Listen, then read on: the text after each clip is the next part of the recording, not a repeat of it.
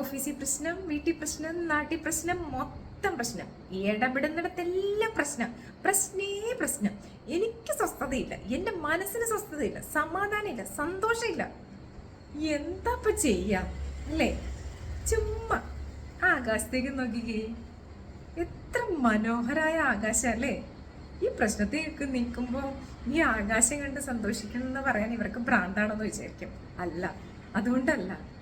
ആ ആകാശം നമ്മുടെ ദൈവത്തിന്റെ സൃഷ്ടിയാണ് അല്ലെ? ഒരു വാക്കുകൊണ്ടുണ്ടായത് ആകാശം. എത്ര മനോഹരമായ ആകാശം! ഇത്രയും വലിയ ആകാശം ഒരു സപ്പോർട്ടും ഇല്ലാതെ എങ്ങനെ എത്ര മനോഹരമായിട്ടാ!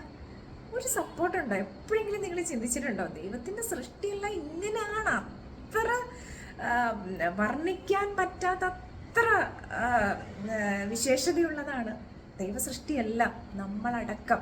പക്ഷെ അതൊന്ന് തിരിച്ചറിഞ്ഞേ പറ്റുള്ളൂ. ആ ആകാശത്തിന് ഒരു സപ്പോർട്ട് കൊടുത്തിട്ടാണ് നിർത്തിയിരിക്കുന്നത്, ഒരിക്കലല്ല.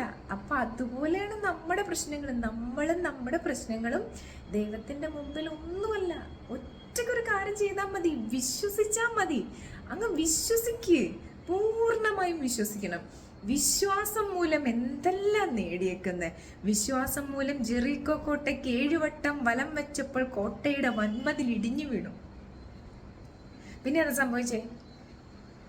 സാറയ്ക്ക് എന്ത് സംഭവിച്ചു? വിശ്വാസം മൂലം എത്രാമത്തെ വയസ്സിലാണ് സാറ ഗർഭിണിയാകുന്നത്? നമുക്കെവിടെ വിശ്വാസം? ദൈവവചനം എന്താ? വചനം ഈസിക്കൽ ടു ദൈവം. ഇതെവിടുന്ന ഈ വചനം വരുന്നേ? ഇതാരുടെ ഈ വചനം? ഒന്ന് ചിന്തിക്ക്. ഈ പ്രശ്നത്തിൽ പെട്ടിരിക്കാനുള്ളതല്ല നമ്മുടെ ജീവിതം. ക്രിസ്തുവിൽ സന്തോഷിക്കണം. കാരണം സങ്കടത്തിലേക്ക് നോക്കിയാൽ ഒന്നും കിട്ടില്ല. നമ്മളൊക്കെ വീണ്ടും വീണ്ടും ഡൗൺ ആയി പോയിക്കൊണ്ടേയിരിക്കും. പക്ഷേ ക്രിസ്തുവിലേക്ക് നോക്കാൻ എനിക്കും നിങ്ങൾക്ക് സാധിച്ചാൽ നിങ്ങൾ ഓരോ പടി വളരും. നിങ്ങളിലേക്ക് ഒരു എനർജി വരും. ഏത് പ്രശ്നങ്ങളെയും പ്രതിസന്ധികളെയും നിങ്ങൾക്ക് ജയിക്കാനായിട്ട് ഒരു ശക്തി ദൈവം തരും.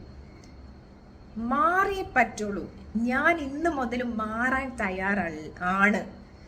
എൻ്റെ ഫോക്കസ് ഇനി പ്രശ്നത്തിലല്ല, ക്രിസ്തുവിലാണ്. ഇന്നൊരു തീരുമാനം എടുക്കാൻ തയ്യാറാണോ? എങ്കിൽ എന്നിലൂടെ മാറ്റം കാണാം. എന്നിലൂടെ വരും, എന്നിലേക്ക് വരും. ഞാനല്ല മാറ്റുന്ന. ഈ പറയുന്നത് പോലും ഞാനാണെന്ന് വിശ്വസിക്കുന്ന ആളല്ല. എൻ്റെ ഉള്ളിലൊരു ശക്തി അയച്ചിട്ടുണ്ട്. പരിശുദ്ധാത്മാവുണ്ട് ദൈവത്തിൻ്റെ. ആ പരിശുദ്ധാത്മാവ് സംസാരിക്കുന്നു എന്നേ ഞാൻ വിചാരിക്കുന്നുള്ളൂ. എന്നിലൂടെ ആർക്കെങ്കിലുമൊക്കെ പ്രയോജനം ആകണമെന്ന് ദൈവം വിചാരിച്ചിട്ടുണ്ടാവും. ഞാൻ അയച്ച വചനം, ഞാൻ ഉദ്ദേശിച്ച കാര്യം നടത്തിയിട്ടല്ലാതെ എന്നിലേക്ക് തിരിച്ചു വരത്തില്ല. അപ്പം ഞാനും നിങ്ങളുമെല്ലാം ഒരു ടൂളാണ് ദൈവത്തിൻ്റെ. അങ്ങനെ ഒന്ന് ചിന്തിച്ച് നോക്കിക്കേ. നമ്മിലൂടെ വരണം, ദൈവവചനം വരണം. അനേകർക്ക് വെളിച്ചാവണം, സന്തോഷമാവണം, സമാധാനമാവണം.